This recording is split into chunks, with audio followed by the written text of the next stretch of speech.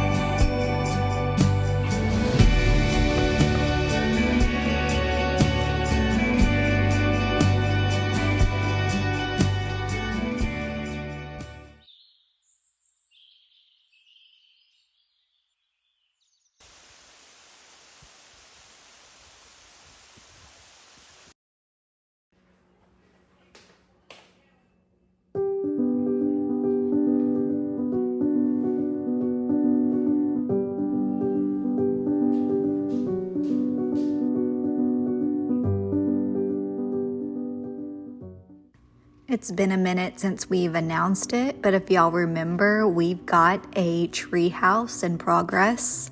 If you missed it, I was telling the story of when our family took a several-week vacation a few autumns back. We stayed in several places, ranging anywhere from what they called a castle to a tree house set atop the trees.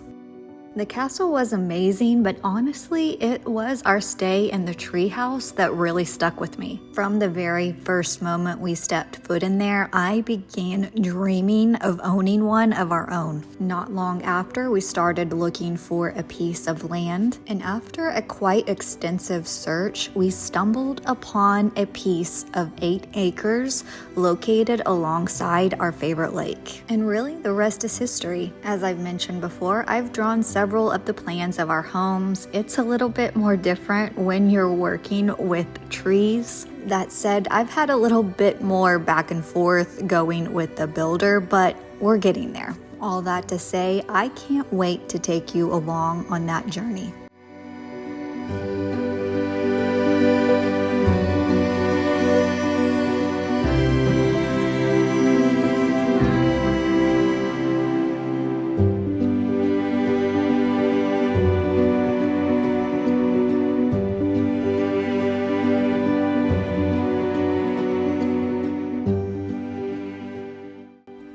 I've always put a great deal of consideration into the first spaces my guests see when they walk into our home. We've got this space that we can't really figure out what to call it, so we settled on the name the foyer inside of the foyer. It's basically the best way I could make sense of the downstairs portion to the upstairs walkway. Before, I felt pretty comfortable leaving it neutral and plain, as I felt it was a break for the eye before walking into floor-to-ceiling bookshelves and open cupboards in the kitchen. Well, what I formerly called a break to the eye, I'm now calling an eyesore. And when I stumbled across this gorgeous textured grass cloth wallpaper, I knew exactly how to remedy it.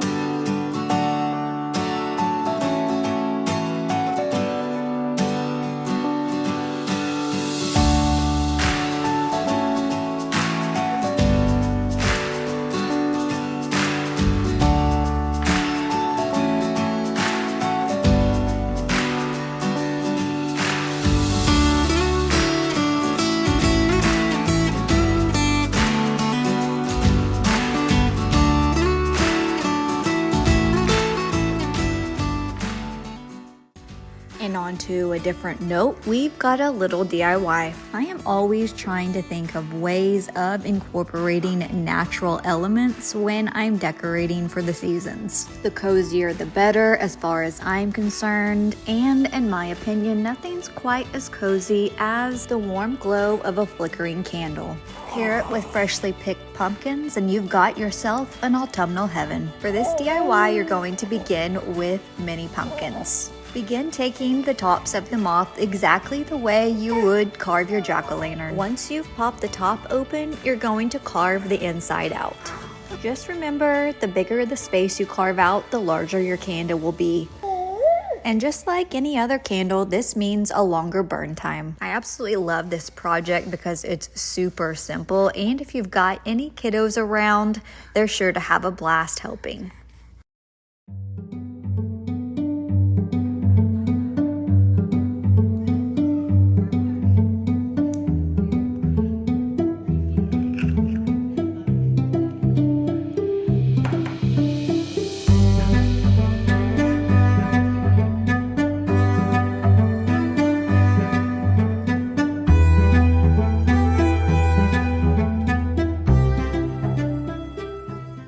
So while we're on the subject of pumpkins, do y'all ever do anything with your pumpkin seeds? We've never tried any from the mini pumpkins, but when we carve our larger jack-o'-lanterns, we don't waste a single seed. We actually roast our pumpkin seeds, and we've done so in 1,000,001 different ways.